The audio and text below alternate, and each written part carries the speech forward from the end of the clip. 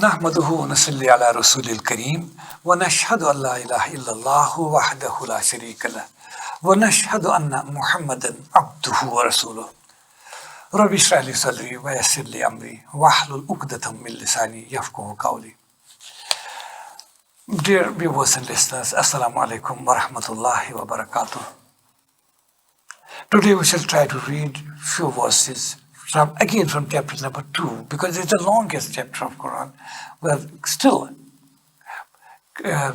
marching ahead, trying to study the chapter number 2. It's today from verse number 267. Verse number 267 onwards, chapter number 2, Al-Baqarah. Please hold a copy of Quran in your hands. A'udhu billahi minash shaitanir rajim. Bismillahir rahmanir rahim. In the name of Allah, the most compassionate, the most merciful. Ya ayyuhalladhina amanu. O believers, O those who have believed. Anfiku, you spend min tayyibat, of good things, ma kasabtum, what you own, what you have earned.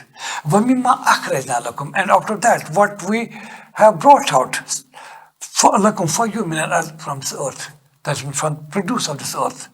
وَلَا تَيَمَّمُوا الْخَبِيثَ, and do not aim towards defective things. تُنْفِقُونَ, for spending in the way of God. وَلَسْتُمْ بِآخِذِهِ, you would not take that if it is given to you, إِلَّا أَن تَغْمِضُوا فِيهِ, except with your closed eyes. وَعَلَمُوا, and know it, أَنَّ اللَّهَ غَنِيٌّ, that Allah is free of any want, Hamid, and He is praiseworthy. الشَّيْطَانُ يَعِدُكُمُ الْفَقْرَ, it is in fact Satan who threatens you with poverty. وَيَأْمُرُكُمْ بِالْفَحْشَاءِ, and simultaneously orders or enjoins to do immoral things. وَاللَّهُ يَعِدُكُمْ مَغْفِرَةً, whereas Allah invites you to forgiveness from him, fadla, and invites you to His bounties. Wallahu wasi'un, and Allah is all-encompassing, alim, and He has all the knowledge. Yutil hikmah, He grants wisdom, ma yasha, whom He wills. Wama yutil hikmah, and who is granted wisdom, faqad utiya khairan kathira, he has been given the best thing, great thing. Wama yadhakkaru, but no one remembers or understands it, illa ulul albab, except men of understanding. Wama anfaqtum min nafaqatin, and O people, O believers, whatever you spend of your spendings, aw nazartum min nazrin, or any vow you fulfill, fa inna Allah ya'lamu, Allah knows it. Wama lidhalimina min ansar, there cannot be any helpers for wrongdoers. In tubdu sadaqati, if you disclose your charities, فَنِعْمَا هِيَ, that's okay, that's good. وَإِن تُخْفُوهَا, but if you conceal it, وَتُؤْتُوَ الْفُقَرَاءَ, and give it to the needy people, فَهُوَ خَيْرٌ لَكُمْ, that is decidedly better. وَيُكَفِّرْ عَنْكُمْ مِنْ سَيِّئَاتِكُمْ, Allah shall erase from your account books any bad deed you might have committed.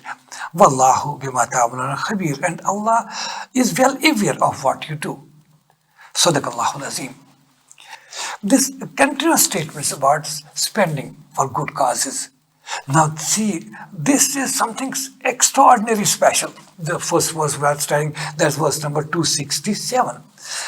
O true believers, you spend I told you, spending means not general spending. Spending can be wasteful spending also. Spending can be on immorality, you spend wealth. Spending can be anything, and damn thing, in nightclubs, in drinking and dining and dancing. But once Quran says anfiqu, it means with good cause. For real needy, you spend your wealth on needy people. On the creation of Allah, you spend, or for a collective cause, for a collective good cause, for the betterment of society. That's anfiqu. Oh believers, you spend min tayyibat ma kasabtum, when you have to give in charities to a poor person, anything or anybody you help, give out of the good purpose things. وَمِمَّا أَخْرَجْنَا لَكُم مِنَ الْأَرْضِ, and of what we have brought out from earth, that means earthly produce. You spend out of that in the way of Allah, help somebody, but spend good things. Imagine, وَلَا تَيَمُّمُ الْخَبِيثَ مِنْهُ تُنْفِقُونَ. Don't look towards defect and bad things to be spent. That means once, isn't it happening? That somebody comes and I have to donate my clothing. Somebody needs, I think, okay, let me give me a sweater or my coat or some warmer. And what we do normally, we check our cupboards, turn our clothes one by one. This suit, no, it's okay, this is good, this I can wear. This sweater, no, it's perfect shape, why should I give it? Then the next one, no, I may need it tomorrow because I can wear it. Now after turning it 10 times, I try to find and locate the worst thing, the defective thing, which I feel, no, it's not, it is of no use to me. Whether it is cut, it is defective, it's in bad shape, I start giving it in the way of Allah to somebody and telling him, this is the good thing I'm going to give. This is the best sweater. Oh, it is so special quality and variety. Quran said this is not acceptable. This is unbecoming of a true believer. Quran says, when you spend all the good things, what you have earned, you have to give the clothing, this clothing which you can wear yourselves. Give foodstuff, the foodstuff which you eat yourself and you feed your family.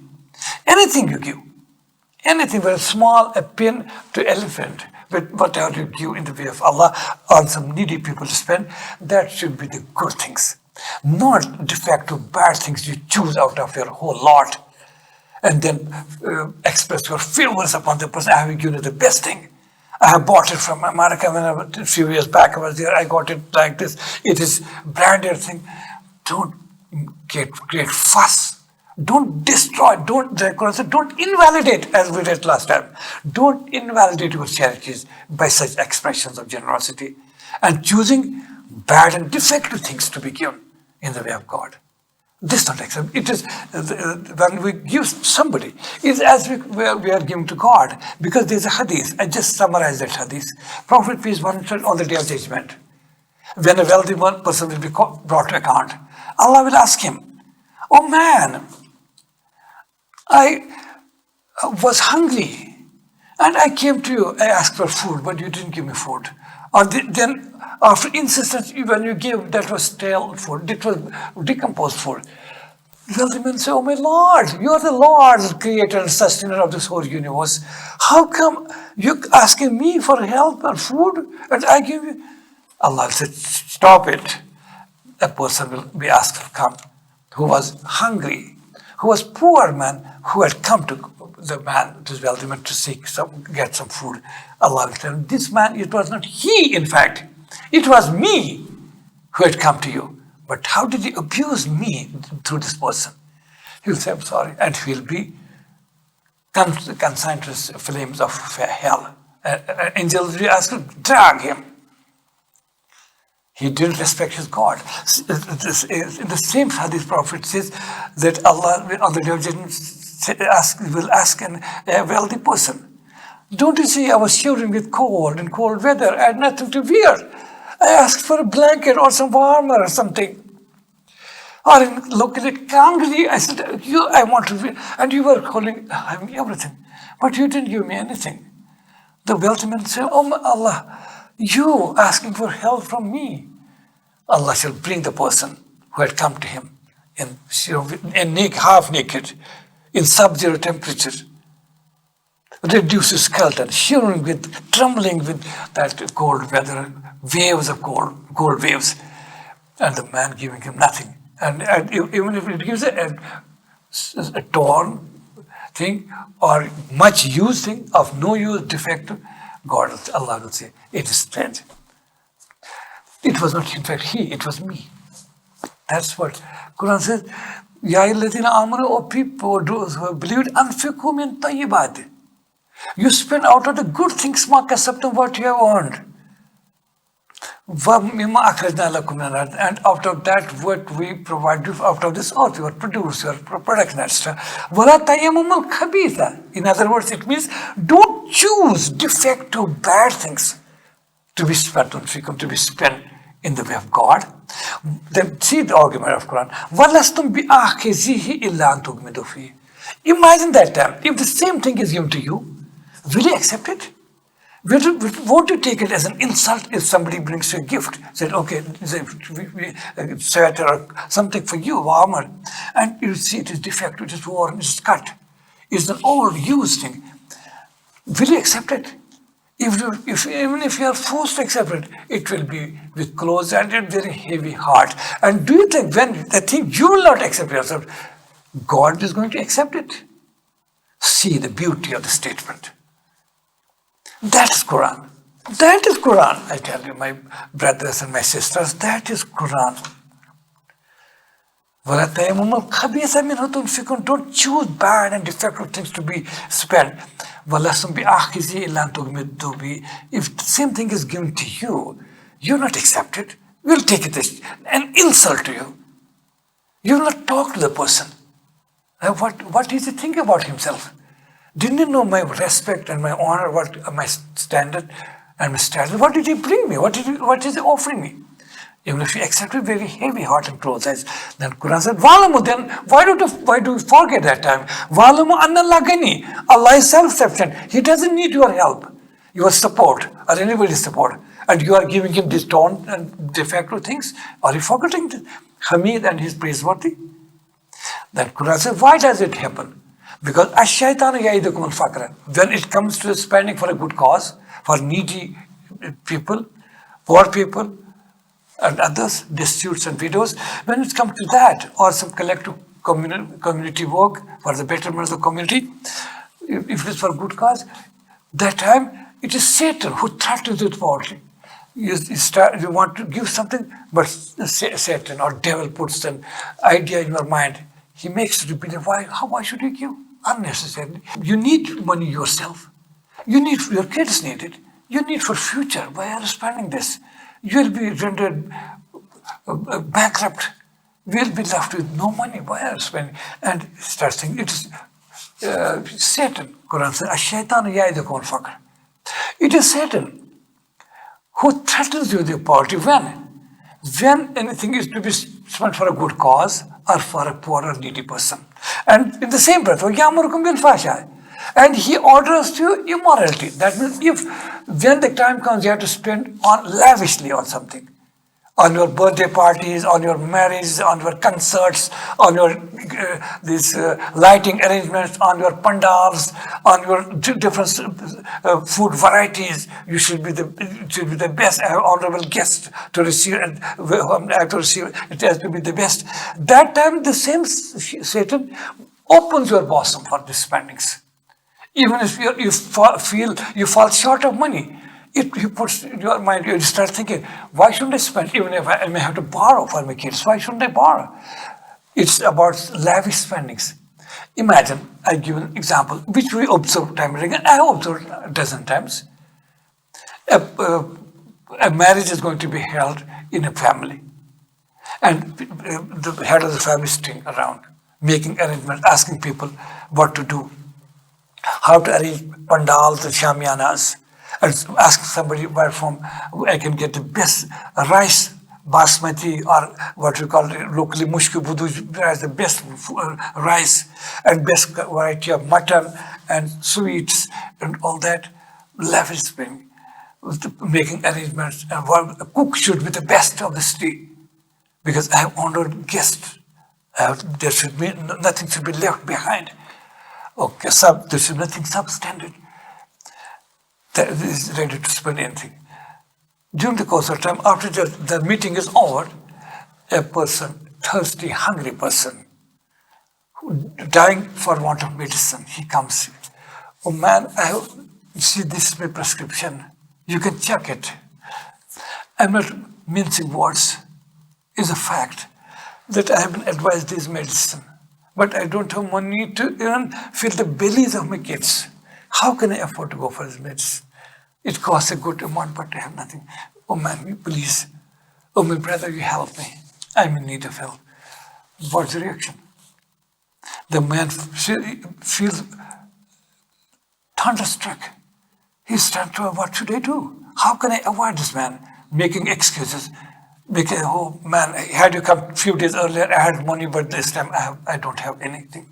There's this thing and that thing. Or making different excuses and trying to avoid it. Or even if, when after constant persistence, even if we give something, that's a meager amount. Okay, let's take your 100 rupee note. He says, man, what can I do? He said, go to help me. I have spent more money in transportation, in paying the transport to reach your house. But he said, I'm sorry, man, the business conditions, present business conditions are so bad. Our business is no more. We are hard up. It's all hard times, you can understand. Please bear with me. And avoid some closing away. And then after 1 hour, he arranged a meeting of those people who are making marriage arrangements. That it is Satan threatening him that if you start spending on poor and needy people, you will be left with nothing. You become beggar yourself. And when next day or the same day evenings, he arranged the meeting of these close-ups. What? He says, yes, sir, I had gone to buy that rice, but it is too costly. Because I asked somebody, this mushko putuj or something special, what is it? He told me it costs 20,000 a quintal. So I didn't buy. The man asked him, I didn't ask you about the prices. I didn't tell you you get the best. How does that matter? Even if it costs a couple of thousand more, but I should get the best. And this other person who is arranging the shamiana, he asked, what about? He said, yes, I met this person, that shamiana, this pandals, and these people who make marriage arrangements. They are asking for about 500,000, 500,000. So I said, okay, let us see and let us decide about it. The man says, yes, that's it. Show me photographs. Have you any videography of that? I want to see the interior. Is it real that? Yes. Even if we have to spend some more, we have to. But this matter of my honor and respect in my society, before my guests and my in-law, the people who are going to come. My son-in-law is coming with all his respectables. There should be great reception. And what about concerts? Asking somebody. He says, yeah, I have arranged the best singers and dancers. He said, yes, that's it. Imagine that Quran talks of 1400 years back. Ash-shaytan ya'idukumul faqra. It is Satan or devil who threatens you with poverty when it comes to spending it for a good cause. But simultaneously, وَيَأْمُرُكُمْ بِالْفَحْشَاءِ. And that is in the same breath. He makes you to spend on immoralities, excessive expenses. Those expenses which are beyond your needs sometimes. That time your chest opens out, your heart is open. It's Satan playing his role. وَاللَّهُ يَعِدُّكُمْ مَغْفِرَةً مِنْهُ وَفَضْلًا. Through these charities, a person coming to seeking some help, through that, Allah in fact invites you to His forgiveness and His bounties, but you are closing the doors of bounties and forgiveness. And you are opening the door of Satan, that is fire. You are opening the door of fire and hell for you. Wallahu wasi'un alim. Otherwise, Allah is all-encompassing, all-knowledgeable. But Quran says these are words of wisdom. Everybody cannot understand it. We have been telling people, don't waste your wealth on this. We people who belong to a poor community, can we afford to go for such great expenses? When hundreds of people dying every day in the hospitals and nursing homes of this state. I know it. Talk to medical experts. Talk to oncology department professors. They'll tell you how many people, how many patients in this part of the world die in every hospital for want of medicine because they can't afford that. In such circumstances, can we afford to spend in meaningless expenses just making for arrogance and projecting ourselves to be good, spending that lavishly? It's not. Quran says these, but people don't understand. Yutil hikmah, these are words of wisdom. Yutil hikmah mayasha. Allah grants wisdom whom He wills. That only that man of wisdom can understand it. Otherwise, people start ridiculing you. If you tell them, why are you doing it? They'll brand you as some fool He doesn't understand modernism. He doesn't understand what should be done and how to arrange all these things. Quran says, "Yutil hikmata man yasha." Allah grants wisdom whom He wills. وَمَن يُؤْتَ الْحِكْمَةَ, and one who is granted wisdom, فَقَدْ أُوتِيَ خَيْرًا كَثِيرًا. He has been given something great, reward from Allah. وَمَا يَذَكَّرُ إِلَّا أُولُو الْأَلْبَابِ. None can understand it, or none can remember it except men of understanding. They can only appreciate these beautiful statements of Quran. Then Quran says, and وَمَا أَنفَقْتُم مِّن نَفَقَةٍ. So remember, O people, whatever you spend out of spendings. That means whatever, again, this is in the context of charity, is spending in good cause. You have to keep that in mind. Spending doesn't mean anything you spend on wasteful matters. No, not that. وَمَا أَنفَقْتُم مِّن نَفَقَةٍ. Whatever you spend out of the expenditure for good things, أَوْ نَذَرْتُم مِّن نَذْرٍ, or any vows you fulfill. فَإِنَّ اللَّهَ يَعْلَمُ. Allah knows that. Allah knows it. What does mean nazar? Spending is okay, but nazar or vow means, it means, for example, we have to offer 5 times prayers. That's an obligation we have to fulfill. We have to fast for 30 days of Ramadan. We can't avoid it unless there's some extraordinary situation. Or likewise, any good deed we have to do.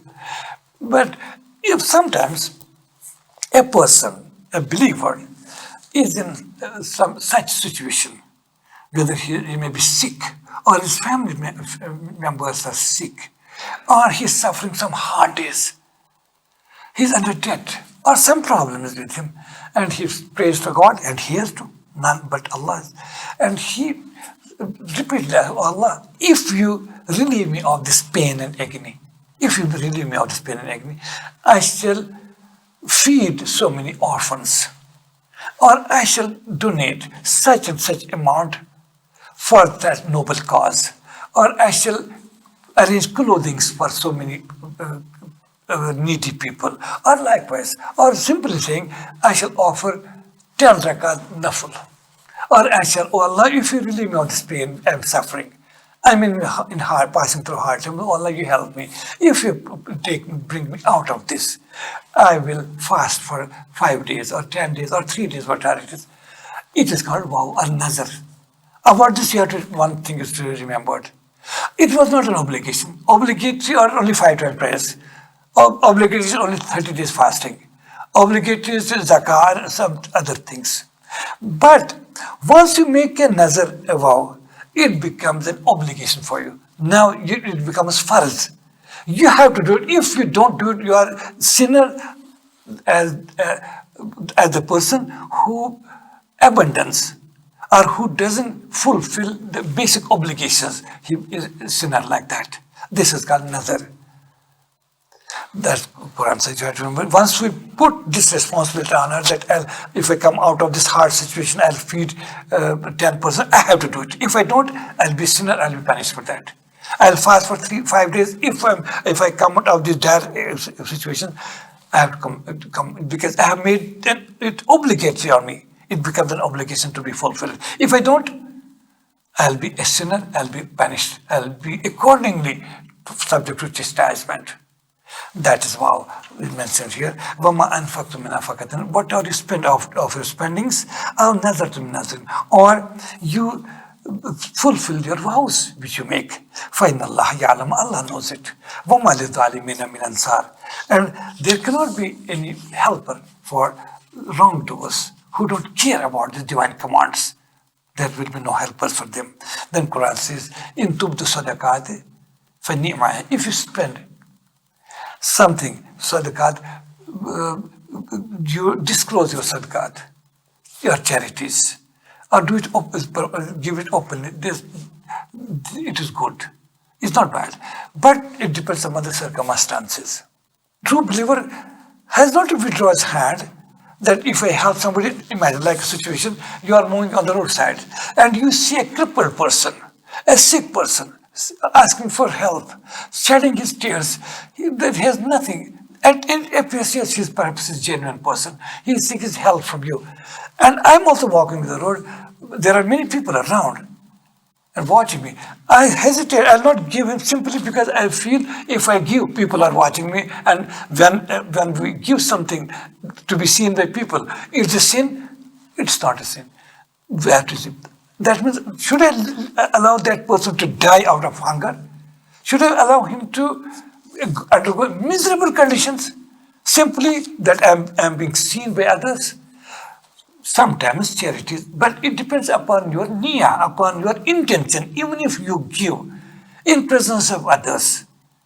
But your basic intention that I'm not giving 10 rupee, 100 rupee, 1,000 or anything I'm giving. I'm not doing it just to be seen by others. Oh Allah, you know it. I'm doing it only for you, for this gentleman who needs my help. So we have to do sometimes openly. There's no problem. It is better to give secretly, but there are situations arise, and sometimes even more. Sometimes I give my example, simple. I give my own example here. Because learn of each other's experiences. Once it happened, many years back. I went to a prestigious institute, medical institute of this Kashmir. The best, ranked number 1. Government run. I was in what we call accidental emergency. I saw patients in bad shape. 2 and 3 patients lying on the same bed. And many desperate because situation was that. There were firing incidents and then accidents and other things. And I found people being dragged, carried by 2 persons, one holding legs or feet and then their hands and head and carrying them to the accidental emergency and putting them on the floor in cold weather too. Bringing here the blankets from home or getting some blankets somewhere and putting them. I felt it. I said, I didn't, unless you curse the system or curse, that's not the job of a believer. I didn't do that. I started cursing this system and they were corrupt and like that. No. I thought, yes, it's a problem. They can't cross certain limits of expenditure, and there's a limitation of space and the equipment also. It may take some time. There's a red tapeism in our system. This was lurking in my mind. I went home. I started thinking about it. I said, can I do? Though I can do nothing as an individual, what can I do? I started thinking, let me make a humble effort. I talked about it. Instantly, the director of the institute, I knew, a director of the institute. I called him. I said, I saw people, they were not having oxygen supply properly, not beddings, not many things. So, can I do a humble effort, He said, why not? It's a very good job you can. In our system, it takes days and years and months altogether to make proposals, to get tenders, and then make company statements, and then sometimes they get cancelled, and it's a lengthy process. I said, I can't do more than that, just a simple gesture. I started thinking what I can't do any major thing. I decided with myself that let me buy some wheelchairs, so that patients, accident case, or generally our patient can be carried from the roadside to the hospital ward. And number 2, there were no beds in the emergency. I thought, why should I buy and get some beds made, where patient can at least, even on the floor, we can place a small beds like. So I consulted through director. I consulted the concerned ward in charge doctor. He said, yes, I can't make it on own. You give me the specification, and if you can help me, where from do you get this normally? I'll get the same agency, I'll get those. He was so pleased. He said, I welcome, this is a very great gesture. And I made, within a month or 2 it took me. I placed order that I bought around 20 wheelchairs, but standard, well built, well made. In a standard company, and then the cots also, according to specifications. I got them with some bedding, simple bedding, and the cast iron or whatever it was made. I got them, and on one fine morning when everything was ready, I took a load carrier and got it and handed over to the concerned. Okay. Because I didn't want anybody to be seen or what I was. After a couple of days, I received a telephone call from the medical director, medical superintendent of the hospital, of this medical institute, I call it that. He said, are you such and such person? Yes, I am. He said, I want to see you if you don't mind. I said, what? Is everything okay? Because I didn't know him. He said, no. And the fact is that I found certain cots and certain wheelchairs. In fact, I donated some of these wheelchairs in different hospitals. In our SMHS hospital, in the Bone and Joints hospital, I took 4 or 5. I sent other hospital like this, but basically my aim was here. So he said, that medical superintendent, I was very happy to learn, but I want to see you. Just please, if you don't mind. I said, oh, it doesn't matter. Appointment was fixed. I went to his office the other day. He was waiting for me. We talked for a while. He said, how come? I remember him medical. So he said, I've spent 5 or 10 years in London, England. There I used to see people donating things. When they are relieved of their patients are okay, they leave the hospital, they donate something. One equipment or this thing or laboratory or anything. But in Kashmir, we don't have such things. Where from you got this inspiration? Firstly, he asked me, is this any institution you have donated from? I said, no, it's not no institution. It's simple, no NGO, nothing. It's a individual, humble and simple effort. He said, that's good. I'm so happy. That's okay. But the point I want to discuss, he said, inspiration, where from? I said, I'll tell you, the inspiration is not from none other than my beloved Prophet, Muhammad. He's the driving force. He's the source of inspiration for me. You see a person in whatever way you can, even if it's simple bread, even if it's a single date palm or a drop of water, you can help. That's the inspiration. Otherwise, I'm not a man, I'm not a wealthy man. It's for my simple efforts I've tried to make. He said, now my next question is for you. He said, I had found those, but I didn't see any marking on that these are donated by you. I said, my respected professor, doctor, I don't intend to make my name public. That's why I didn't mark it. I didn't mark it. He said, my friend, I have a request. If you mark it, I can understand your intentions. You don't want to be seen by others or appreciated by others, or you don't want any fame to be driven out of it. But if I tell you a reason, as what? He said, if you market this cot, this wheelchair, or this equipment is donated by such and such person, maybe it may act as a source of inspiration for others. Somebody may try, let me also do something, donate something. I was impressed. I said, yes, that's okay. As he plainly told me, I can understand your intention is quite clear. You don't want to do it, but it's me. Second thing he said, which I mean, should not be public, but he said one thing. Second thing about our system, I'm sure you have donated some things for us. The possibility cannot be ruled out. That at some stage, my own department or people around may make a bill and draw amount from the state exchequer that we have bought such and such things because since there are no markings. I said about second thing, I don't know, that's your problem. Respect sir, that's your problem. But about first thing, I became okay. Then he called some painter of the institute and got marked, this wheelchair is donated by such and such person on this day for the betterment of a common patient or accident case like that. It was marked. It was open.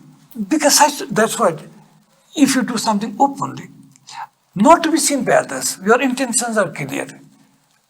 And number two, if you do something, good donations or good charities, that it may encourage others. It may inspire others to do. That is sometimes spending openly is desirable. One should go for it. Though secret spending is decidedly better, as Quran explains. This is, I give you my own. In tubdu sadaqati, if you disclose your charities or do some charities openly, sometimes it is good, it is desired, and you should, as I explain the situations. But if you conceal it, do it secretly, and give it to poor in a secret manner, taking care of their respect and honor. That is good. That is decidedly better. As in Hadith it said that if you give charity, if you give with your right hand, even your left hand should not know what is given. That means it should be sold in proper manner. Maintain the secrecy and respecting the honor of the recipient. وَيُكَفِّرْ عَنْكُم مِّن سَيِّئَاتِكُم, and Allah shall erase bad or sins or bad deeds you might have committed with these charities, sincere charities. Some bad deeds get erased from your account books. This is the effect of charities also. Wallahu bima ta'amaluna khabir, because Allah is well aware of what you do. Allah is well aware. Maybe even if you do something openly, but He's well aware why you have done it. You have not done it to be seen by others, to attain fame, and to project yourself. It's not Allah bima ta'amaluna khabir. He's well aware of whatever you do. Sadaqallahu al-Azim wa sadaqa rasuluhu an-Nabiyyul Kareem walhamdu lillahi rabbil alamin.